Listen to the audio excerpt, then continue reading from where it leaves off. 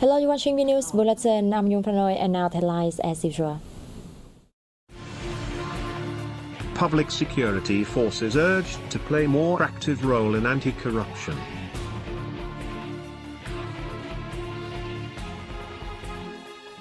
Party leader receives Lao Deputy Prime Minister and Defence Minister.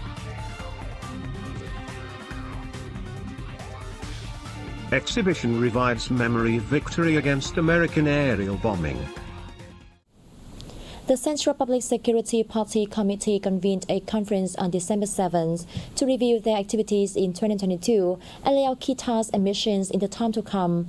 Party General Secretary Nguyễn Phú Trọng, President Nguyễn Xuân Phúc, and Prime Minister Phạm Minh Chính attended the event.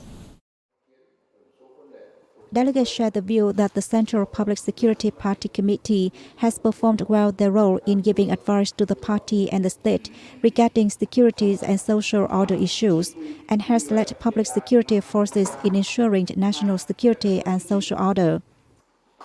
Speaking at the conference, the party leader asked the committees and the whole public security forces to play a more active role in the fight against corruption and other negative phenomena. He urged the committees to carry forward its role of setting examples and attaches more importance to party building, considering this a central and key task in 2023 and the following years. The committee should promote its core role in directing the securities and order work, he added. Party General Secretary Nguyễn Phú Trọng received Lao Deputy Prime Minister and Minister of Defence Chasamon Chanialat on December 7th. The Lao official expressed his delight at the sound development of the special relationship between the two countries. In any circumstances, the Lao Ministry of Defense will work closely with the Vietnamese counterpart to successfully complete all the tasks assigned by the two parties, states, and peoples, Chasamon Chanialat told the Vietnamese party leader. Welcoming the guests, Party General Secretary Trọng said the two defense ministries should continue their close coordination to effectively implement their cooperation plans. At the same time, he suggested the two sides continue promoting the education work among their cadres and soldiers on the special relationship between the two countries and armies. On the occasion, Chok expressed his thanks for the great support and assistance that Laos and its army has given to the Vietnamese side over the past time. We have news coming next. Let's take a look. Prime Minister Phạm Minh Chính received visiting Lao Deputy Prime Minister and Minister of Foreign Affairs Salomsay Khomasis in Hanoi on December 7th. Welcoming the Lao guests, Prime Minister Chính called on the two countries to coordinate with each other to develop independent and self-reliant economies that extensively, substantively, and effectively integrate into the world. Salomsay Khomasis, who is in Vietnam to co-chair a joint conference, thanks the Vietnamese party, state and people for consistently supporting and standing side by side with their Lao counterparts. Both sides shared the view that amid the complex international and regional situations, it's necessary to keep joint efforts to unceasingly strengthen the great friendship, special solidarities and comprehensive cooperations between Vietnam and Laos. The two sides will push ahead with cooperation pillars and focus on tackling bottlenecks and problems to accelerate key projects, they added. President Nguyễn Xuân Phúc on December 7th received Nigerian Vice President Jammeh Osinbajo, who is an official visit to Vietnam. Welcoming the Nigerian guests, President Phúc affirmed that Vietnam always attaches importance to the friendship and multifaceted cooperations with Nigeria, considering the country as one of its priority partners in Africa. The two leaders agreed that strengthening the connection between the two economies is of great significance, meeting the desires of each side, and will contribute to the two countries' prosperous development. Vice President Osinbajo expressed his impressions with Vietnam's agricultural development and wished to strengthen cooperations with Vietnam in this field, especially regarding to seeds and cultivation technique. On this occasion, Osinbajo conveyed the invitations to visit Nigeria from the country's President Muhammadu Buhari to the host leader. Cultural exchanges and people-to-people exchanges between Vietnam and the Republic of Korea have made great progress over the years on the basis of the two countries' cultural similarities. The upgrade of bilateral relations to the highest level is expected to create a more favorable environment for people-to-people exchanges and cultural cooperation, as well as public diplomacy between the two countries. In October, 15 quotes from President Ho Chi Minh in Korean calligraphy were introduced to the public for the first time in Vietnam. The display aims to help young Vietnamese better understand the traditional culture of the Republic of Korea, as well as the history and culture of the two countries, and the thoughts of President Ho Chi Minh. Also in the month, Korean friends had the opportunity to admire the natural scenery and unique culture of Vietnam at a gala night held within the framework of the Vietnam Tourism and Culture Festival 2022 in the country. With the theme Hello Vietnam, the gala left an impression of a beautiful and hospitable Vietnam bursting with potential. Many exchange delegations are organized every year, with Vietnamese cultural heritages introduced in the Republic of Korea, such as the heritage of Dawn on the Red River and Dong San culture. These two events are among a series of cultural exchange activities held in both Vietnam and the Republic of Korea, to mark the 30th anniversary of the establishment of diplomatic relations between the two countries. Besides being a bright spot in economic cooperation, people-to-people exchanges, and cooperation in education and training, especially through social organizations, have been the driving force for sustainable relations between the two. People-to-people exchanges between the two countries are thriving, as the number of Vietnamese people studying and working in the Republic of Korea stands at 220,000, while there are about 150,000 Koreans living in Vietnam.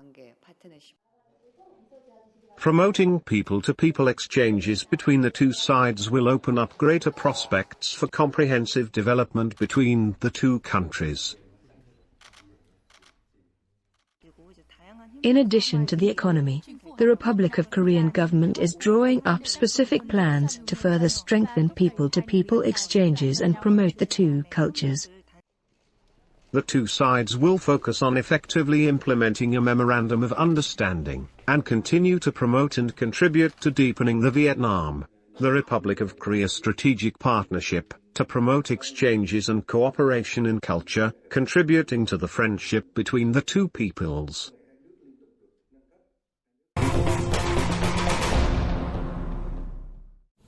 The index of industrial production in the first 11 months of this year is estimated to increase by more than 8% year-on-year, doubling the 4% at the same time last year.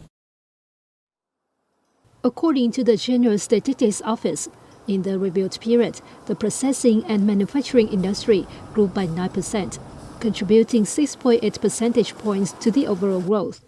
Electricity production and distribution by 8%, contributing 0.7 percentage point, and the mining industry by 6.5%, contributing 1 percentage point to the overall increase.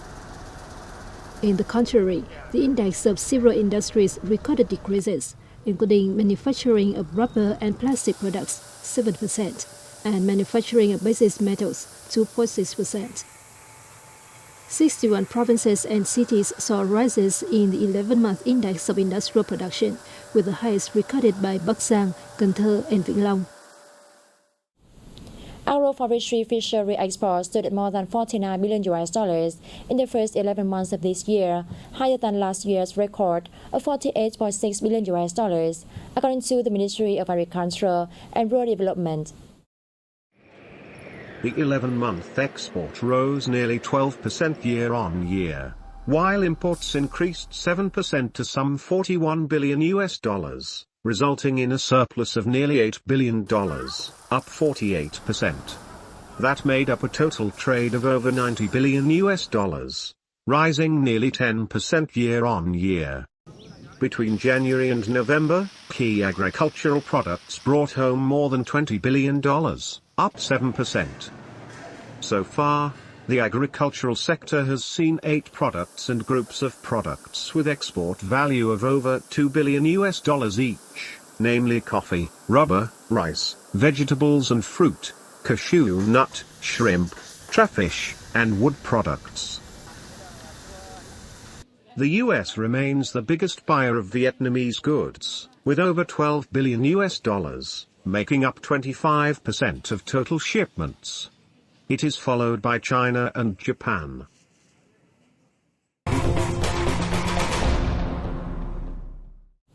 International searches for tourism in Vietnam remain high, according to the Vietnam National Tourism Administration under the Ministry of Culture, Sports and Tourism.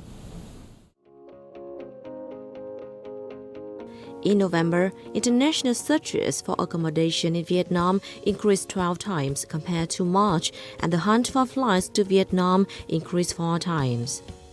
Vietnamese destinations most sought after by international visitors were Ho Chi Minh City, Hanoi, Da Nang, Phu Quoc, Nha Trang, Hoi An, Da Lat, and Phan Thiet. In the first 11 months of this year, Vietnam attracted nearly 3 million international tourists, 20 times higher than the figure in the same period 30% of the year 2019, before the COVID-19 pandemic broke out. Con đảo district off the coast of the southern province of Bà Rịa Vũng Tàu has become an appealing tourist destination in recent years, attracting a large number of domestic and international visitors. In addition to spiritual and historical destinations, there are many interesting and attractive places to visit, including the Bảy Cạnh Lighthouse, one of the oldest and most beautiful lighthouses in Vietnam. The Bảy Cạnh Lighthouse is located atop a mountain more than 200 meters above sea level on Bảy Cạnh Island. This is an extremely important position adjacent to international navigation channels. The lighthouse was built and officially put into operation by the French in 1885. Nearly 140 years later, it's still in good working order and is a landmark for those at sea, ensuring that vessels can pass by safely and smoothly. I am impressed by the French architecture at the lighthouse. Almost everything remains intact. It is good to protect the environment and also structures like this.